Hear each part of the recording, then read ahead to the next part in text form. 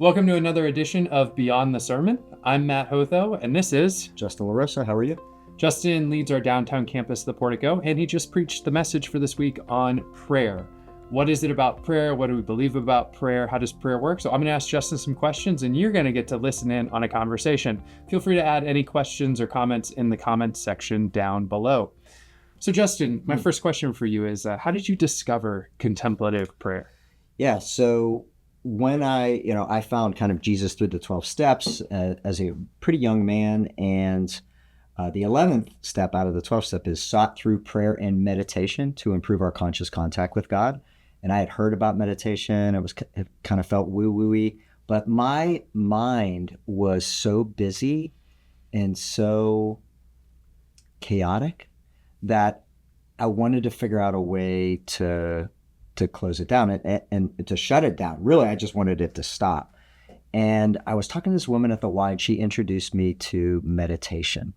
It wasn't in the Christian tradition. I actually didn't know that there was meditation or contemplatio in the Christian tradition.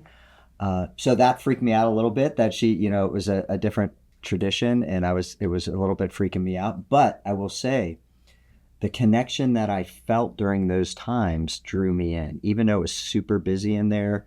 I had a couple of cool experiences. And then I was going to a different church, and they talked about the monastery and how they teach these contemplative practices.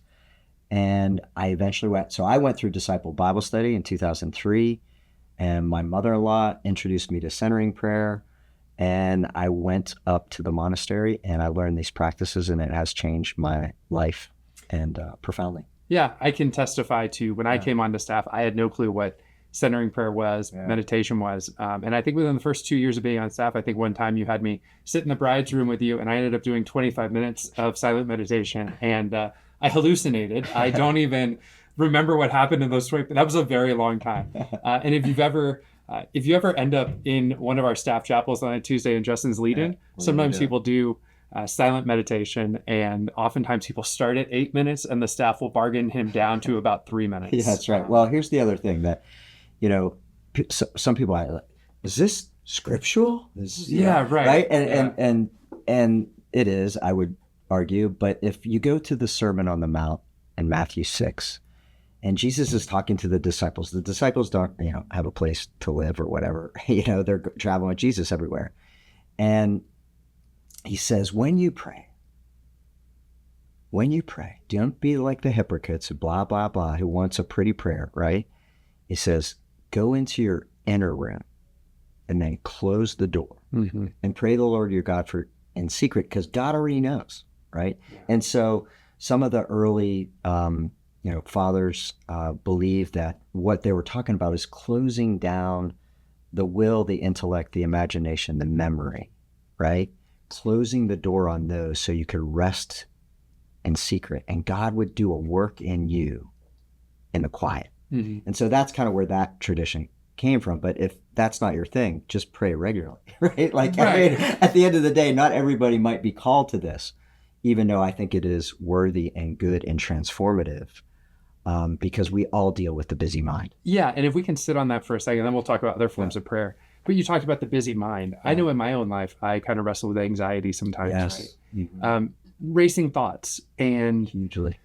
Meditation, which sometimes when I'm feeling connected with God will turn into prayer, is a time for me to, sometimes I picture myself sitting on the side of the road and letting the cars pass by, and the thoughts or the cars that just pass by, or looking up at the sky into the clouds that pass by, right? That's right. That seems like more of a secular form of meditation, but for me in my spiritual life, it calms down that anxiety that sometimes blocks me from hearing what God might have to say to me. And I would say it's not. I would say it's not secular. I would say that even in the Christian tradition, that those metaphors, whether it's a river and the boats are the thoughts, and you jump in a boat and the only thing you need to do is go, oh yeah, I'm in the boat. Right. And that is the moment of transformation. Yeah. Right? Like that's the moment of awareness. Like you can stay in the boat or you can come back, and what in the Christian tradition would be that, some traditions would have mantra.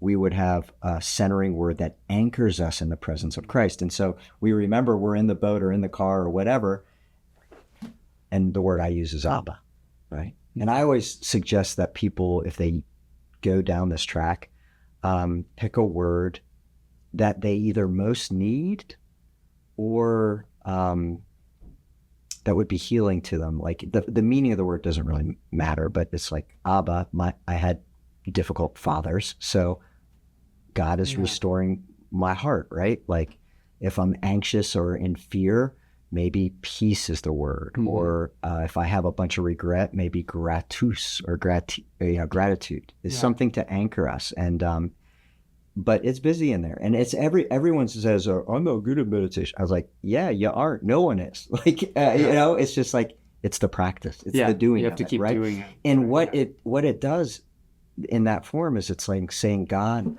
it's like this, right? If you're a higher power, if you're God, if you're Jesus Christ, if you're just anchoring in the presence of God. Right? Your thoughts are trying to pull us away from here, and then we just go back, and then you're spending time with God, and it's a beautiful act. Yeah. Thanks, Justin. Yeah.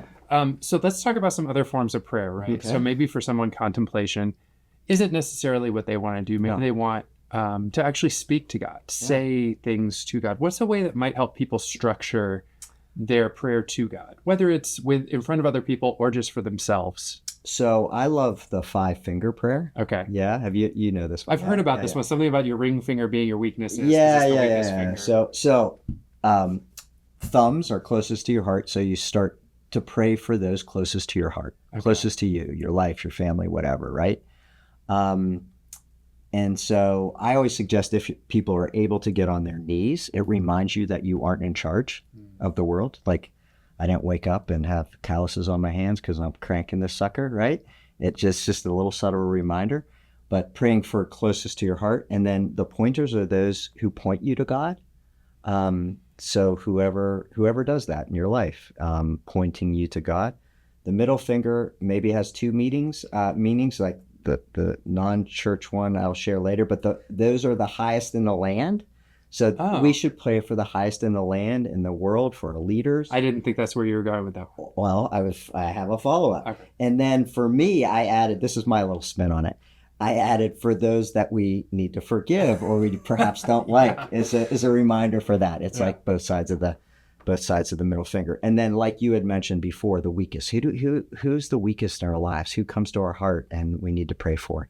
And then the last one is for little old me, right? So this is the smallest finger, and we pray for me last. So that's a really easy structure that parents can do with their kids. It's easy to remember, mostly. And I would say that. You could always use the Acts prayer, which is adoration, confession, thanksgiving, and supplication, which means asking. And I've started this new thing, and John Barolo actually introduced me. This is, I don't even know how many years ago, probably 2006, 7. Pray as you go is a short thing that you can listen in on your way to work or walking the dog. It's very short. And then I've just got into something called Lectio 365. It's an app, and it's really short morning prayer. It's no music, which is what I prefer, because sometimes you get the cheesy music on there, the cheesy church music, and I don't want any of that. So, and then they have a nighttime prayer, and and it just walks you through and you just listen to it. So, I mean, I think no rules, just right, just do it. Yeah. So then I guess to wrap up, if you had one piece of encouragement to someone who maybe wants to deepen their prayer life, maybe it is what you just said, no rules, just right. But is there anything you would say to that person or those people who are trying to deepen their prayer life? Well, I guess that I would first start with a thing of challenge, which is, if you and I are in a friendship and a close, intimate relationship, a friendship, we need to spend time with each other, right? And we need to share our lives with what's going on, right? And we can say we believe in God all we want, but if we don't spend time in that relationship, the relationship withers, right? Mm-hmm. And so how we do that doesn't have to be super complicated, but it has to be intentional. Right? And some people have such bad experiences with God that they have to kind of reconstruct to make sure that's a safe place. And I think start with the bar low enough that you'll hit it. you know? And just like meditation, if somebody's starting that practice, I say, don't start with 25 minutes, even though I thrusted it upon you. Start with 3. Yeah. Anybody can do 3 minutes, right? But maybe it's, I'm going to do the 5-finger prayer at the end of the day, or I'm going to do that in the beginning of the morning. And if I forget, I'm not going to beat myself up. I'm going to do it again. Yeah. Right. The next day. Well, thanks, Justin. Yep. Thanks for asking me.